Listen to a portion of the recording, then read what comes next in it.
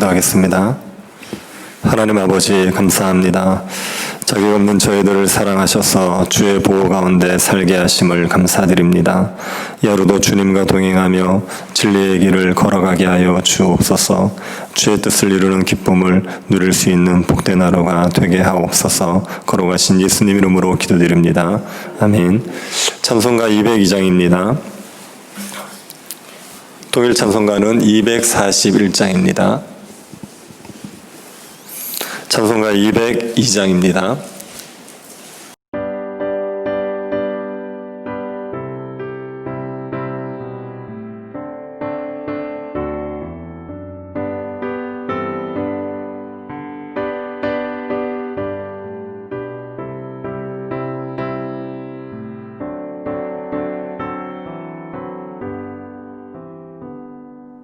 하나님 아버지 주신 책은 귀한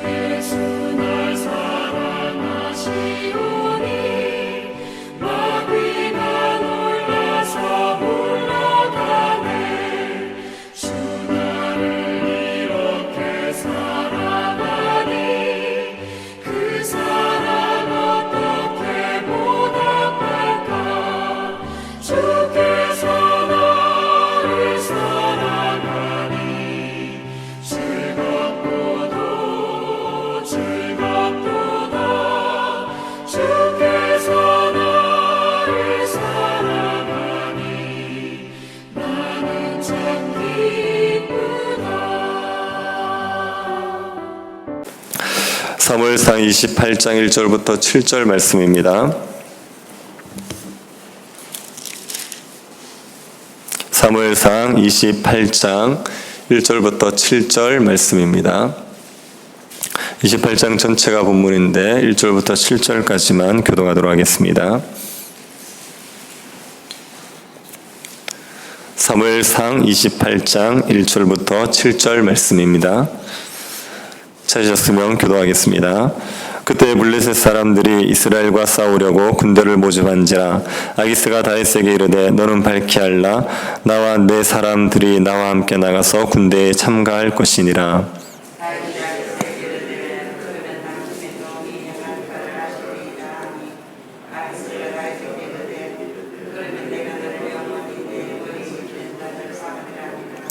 사무엘이 죽었으므로 온 이스라엘이 그를 두고 슬피 울며 그의 고향 라마에 장사하였고 사울은 신접한 자와 박수를 그 땅에서 쫓아내었더라.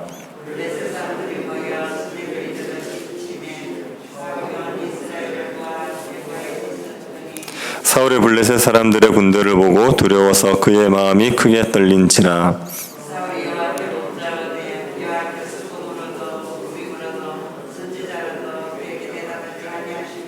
같이 보겠습니다.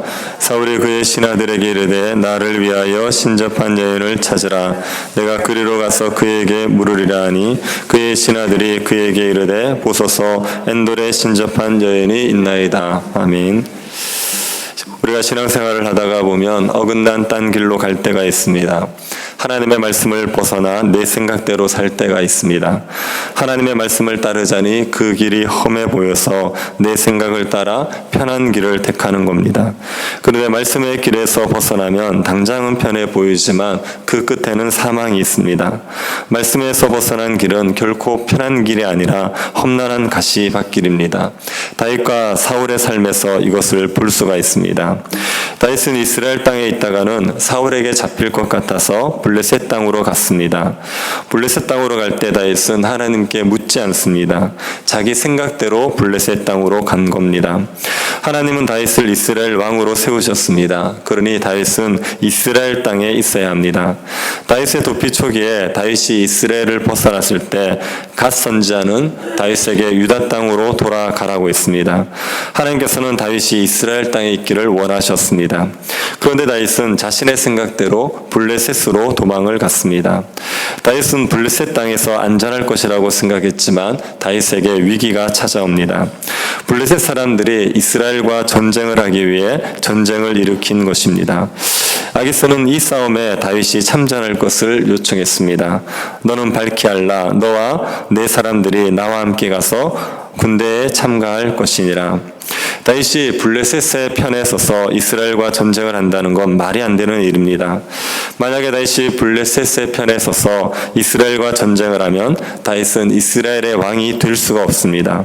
다윗이 아무리 이스라엘을 구원한 구국의 영웅이라고 하더라도 블레셋 편에 서서 이스라엘을 치게 되면 이스라엘 백성들이 다윗을 왕으로 받아들일 리가 없습니다. 임진왜란에서 우리나라를 구한 이순신 장군이 전쟁의 말미에 일본군의 장수가 되어서 우리나라를 쳤다고 생각해 보십시오. 그래도 사람들이 이순신 장군을 추앙하겠습니까? 다윗이 블레셋의 장수가 되어 이스라엘과 싸우면 다윗은 이스라엘의 배신자가 되는 겁니다. 그런데 아기스의 요청을 다윗이 거절할 수도 없습니다. 그러니 다윗은 이러지도 못하고 저러지도 못하는 상황이 되어버렸습니다. 그래서 다윗이 아기스에게 애매하게 대답을 합니다. 그러면 당신의 종이 행할 바를 아시리이다. 다윗의 마음을 잘 모르는 아기스는 다윗을 자신의 머리 지키는 자로 삼았습니다. 다윗은 블레셋 장수인 골리앗의 머리를 잘랐던 이스라엘의 장수입니다. 그런데 이제 블레셋 왕 아기스의 머리 지키는 자가 되어버립니다. 다윗은 이스라엘 왕으로 기름 부음 받은 자로서는 할 수 없는 요구를 받았습니다. 그 요구를 거절할 수도 없는 상황이 되고 말았습니다. 다윗이 블레셋 땅에 피할 때 이런 상황을 예측하지 못했을 겁니다. 다윗은 단지 사울의 손을 피할 수 있다는 생각만 한 겁니다. 짧은 생각으로 블레셋에 피했는데 다윗은 하나님의 뜻과는 완전히 어긋난 길로 가게 생겼습니다. 우리가 말씀에서 벗어나면 신자로서 할 수 없는 일을 요구받는 상황에 처할 수 있게 됩니다. 하나님의 영광을 훼손하고 하나님 나라에 거슬리는 그런 일을 요구받을 수가 있습니다.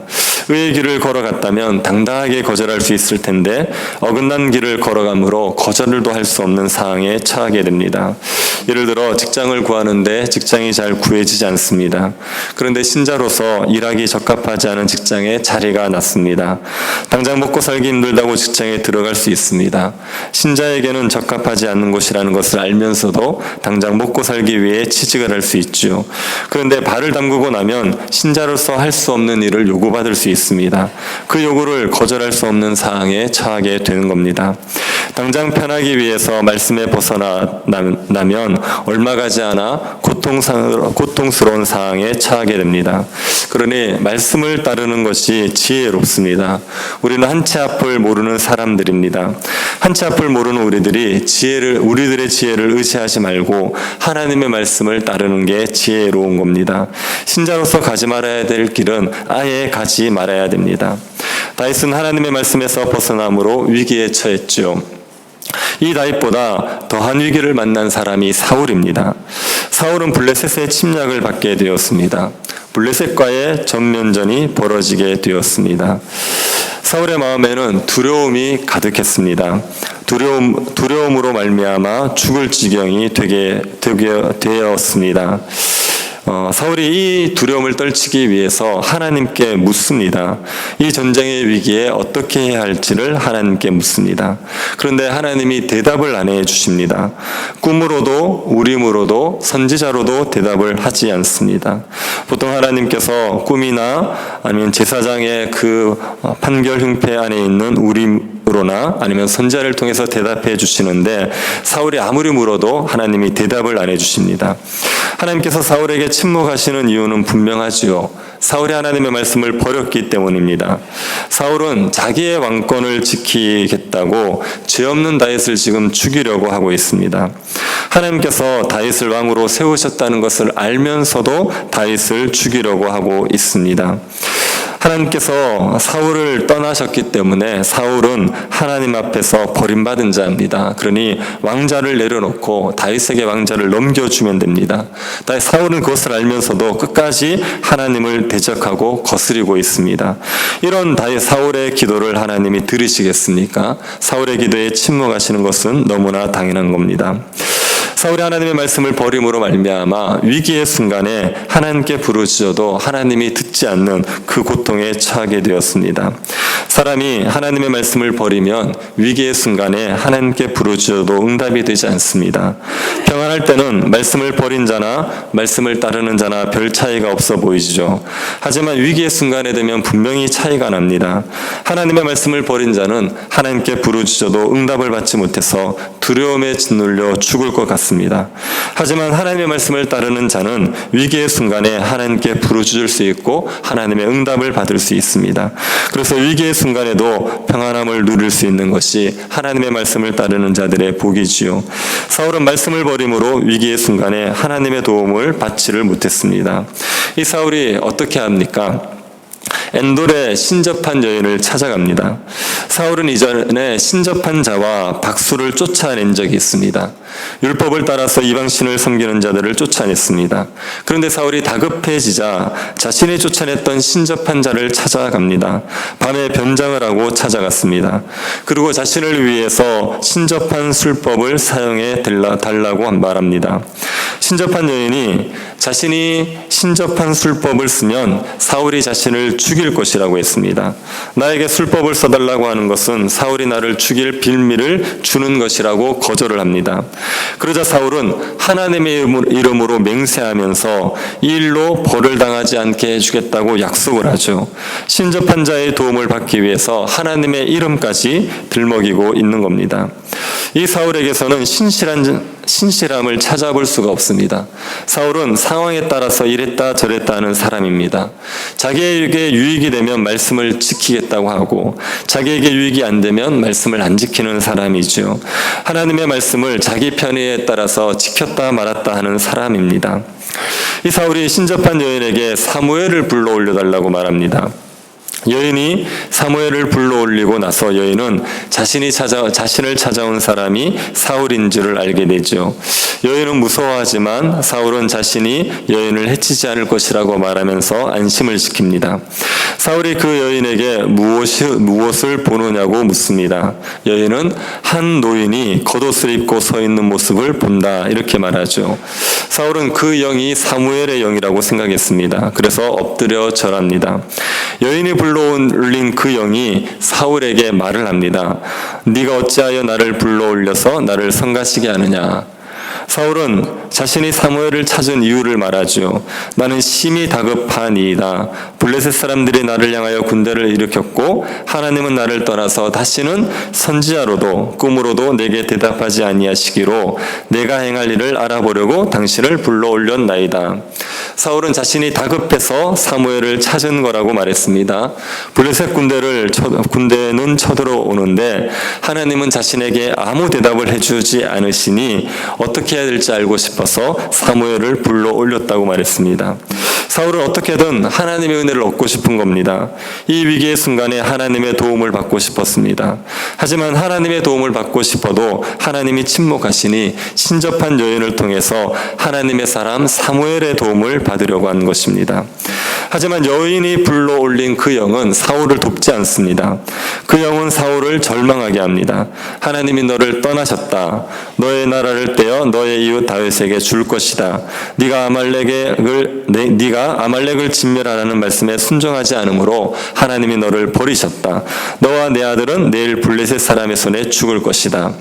사울은 사무엘의 영을 불러올려서 살 길을 알고 싶었는데 사무엘의 영이라고 하는 그 영은 사울에게 심판만 선언했습니다. 사울을 완전히 절망하게 만들어버렸죠. 두려움에 시달리면서 하루 밤낮을 먹지 못했던 사울이 그 말을 듣고 완전히 쓰러지고 마는 겁니다. 여인이 불러올린 이 영이 사무엘의 영이겠습니까?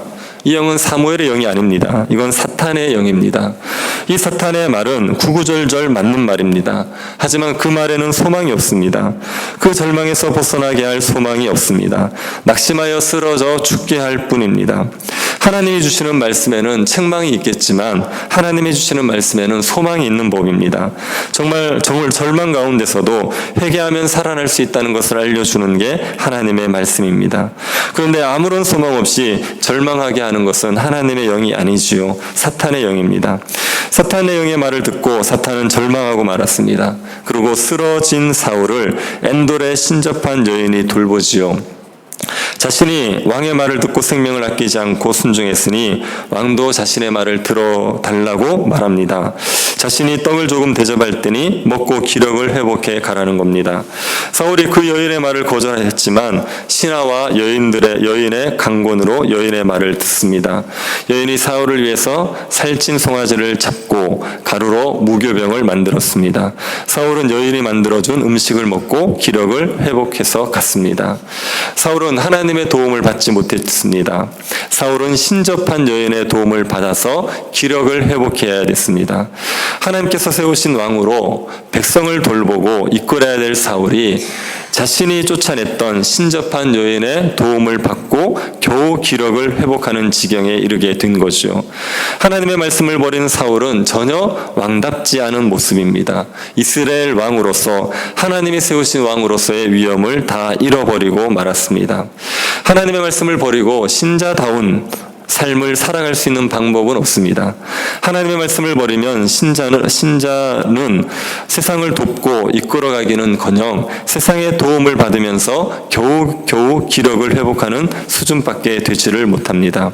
교회가 하나님의 말씀을 버리면 교회는 세상의 소금과 빛이 아니라 세상의 도움으로 겨우 명맥을 유지하는 수준밖에 될 수가 없는 겁니다. 하나님의 말씀을 따르지 않고 어긋난 길로 가면 신자답게 살지 못합니다. 위기의 순간에 하나님의 도우심을 받지 못합니다. 맞설 일은 소금처럼 아무짝에도 쓸모없어지는 겁니다. 상황이 어려워도 하나님의 말씀을 따르는 게 지혜로운 길입니다. 말씀을 따르는 게 생명과 평안의 길입니다. 우리의 짧은 지혜로 믿음으로 평안해 보이는 길을 걸어가지 말고 하나님의 말씀을 믿음으로 가시밭길 같은 길이라도 따르시기를 바랍니다. 하나님의 말씀을 따르면 그러면 신자답게 살면서 하나님께 영광을 돌리며 살아갈 수가 있습니다. 어떤 상황이든지 말씀을 따르는 길이 사는 길이다, 생명의 길이라는 것을 믿으시고 말씀을 따라 살아갈 수 있는 주의 백성들이 될 수 있기를 바랍니다. 하나님 아버지, 주의 말씀을 우리에게 주심을 감사드립니다. 말씀을 벗어나 어긋난 길로 가지 않도록 우리를 지켜 주옵소서. 편하고 넓은 길이 아니라 좁더라도 말씀의 길을 따라가게 하옵소서. 주의 길을 따르면서 세상의 소금과 빛의 사명을 감당할 수 있도록 은혜 내리고 주옵소서. 걸어가신 예수님 이름으로 기도드립니다. 아멘. 하늘에 계신 우리 아버지여, 이름이 거룩히 여김을 받으시오며 나라의 임하옵시며 뜻이 하늘에서 이룬 것 같이 땅에서도 이루어지이다. 오늘날 우리에게 일용할 양식을 주옵시고 우리가 우리에게 죄 지은 자를 사하여 준 것 같이 우리 죄를 사하여 주옵시고 우리를 시험에 들게 하지 마옵시고 다만 악에서 구하옵소서. 대개 나라와 권세와 영광이 아버지께 영원히 있사옵나이다. 아멘.